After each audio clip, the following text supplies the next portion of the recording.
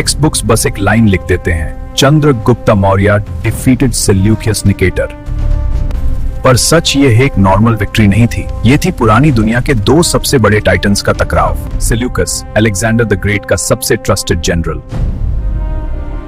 और दूसरी तरफ चंद्रगुप्त मौर्य, एक नया देश, एक नया एम्पायर बनाने वाला आदमी। अलेक्जेंडर की मौत के बाद दुनिया खाली हो गई थी, एम्पायर टूट रहा था।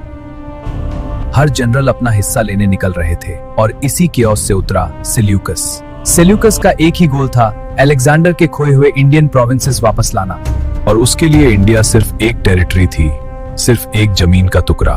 पर जो सेल्यूकस एक्सपेक्ट कर रहा था वो इंडिया नहीं मिला। मिला एक organized super power, Mauryan empire.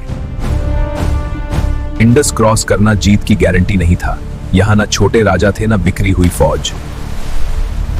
ये कोई क्लाइमैक्टिक बैटल नहीं थी, ये थी थकान की जंग, महीनों का स्टैंड ऑफ बिना डिसाइसिव स्ट्राइक के। सेल्यूकस के पास थी मैसेडोनियन फैलैंक्स, चंद्रगुप्ता के पास द 9000 वॉर एलिफेंट्स, उस जमाने के टैंक्स। इंडिया के डीप टेरेन में सप्लाई लाइन जिंदा रखना सेल्यूकस के लिए नामुमकिन था।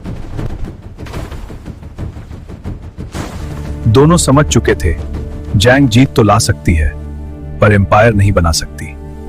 और इसलिए सेल्यूकस ने 4 बड़े प्रोविंसेस दे दिए, आर्या, अराचोशिया, परोपनिसादे, गेड्रोशिया। जो आज का अफगानिस्तान और पाकिस्तान है वो मौर्य एम्पायर का हिस्सा बन गए। बाडले में चंद्रगुप्ता ने दिए 500 एलिफेंट्स।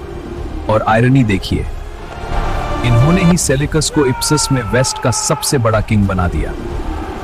जंग के बाद दोनों रूलर्स समझ गए, अब तलवार नहीं समझदारी चाहिए। इसलिए सिर्फ एलिफेंट्स का एक्सचेंज नहीं हुआ, रिश्तों का भी हुआ। शादी को भरोसे की मुहर बनाया गया ताकि कल फिर से जंग ना हो। भरोसे के साथ एक ग्रीक राजदूत मेगास्थेनीज मौर्यन दरबार पहुंचा, देखने और लिखने के लिए। इस तरह मेगास्थेनिस ने दुनिया को दी इंडिया का एक्सेस, अपनी बेस कीमती किताब इंडिका से।